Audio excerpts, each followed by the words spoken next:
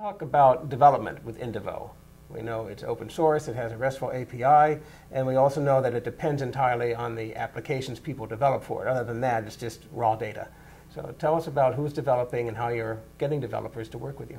Great. So we're in the sort of very initial stages now. I think we've pretty much just recently arrived at the point where the Indivo core and the API is at a mature enough point that it can be a valuable base for these applications.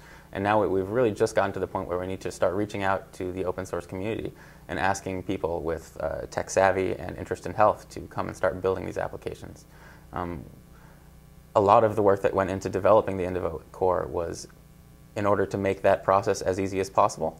We envision essentially a public marketplace, sort of similar to the way that you find Facebook apps or iPhone apps, of apps that are competing for quality, that are related to health. So they're easily substitutable, basically drag and drop into the Indivo environment. And this allows people with very little knowledge of the labyrinthine data pipelines that go on underneath some of these health systems. Developers don't need any of knowledge of that. They can go straight ahead and start building these powerful apps. And for those interested, we're going to be holding actually our annual Indivo users meeting coming up on June 3rd. We hold it this year. Actually, it's going to be on the web because we had a lot of requests from people far away to get into it. And it's going to be just a quick 2-hour talk. It's going to describe Indivo's current stage, where we're thinking of going, and we'll hear a few words from the Indivo ecosystem, some of our partners. So if you're interested in registering for that, I encourage everyone to sign up at www.indivohealth.org.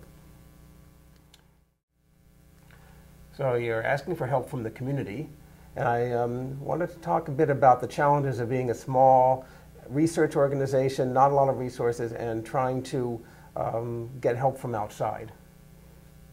Absolutely. So there's sort of two aspects to that question, or two ways in which the open source development community can really contribute to Indivo.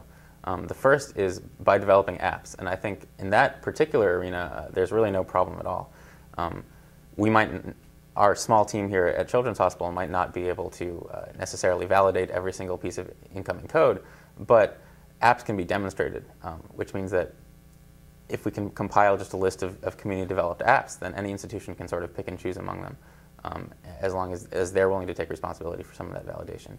The harder problem comes with actually trying to get community engagement in developing Indivo core itself. And this is a real issue because we'd love for the community to get involved, but there are just only a handful of developers at Children's Hospital who can validate incoming code to make sure it all fits. But I don't think this is an insolvable catch-22. I think it's more of a bootstrapping problem. What you really need is to achieve a critical mass of community engagement. I had the pleasure recently of talking with Dries Boethart, who founded Drupal, which is a web-based publishing content platform, which is entirely open source and entirely developed and monitored by the community now. And he highly endorsed the model that once you have a big enough base of people interested in a product, the product will maintain itself. The community will get involved and actively monitor incoming code and help you produce it. So I think we need to get to that point, which starts, I think, with things like this, where we're getting more word out to the community about Indivo. Thank you.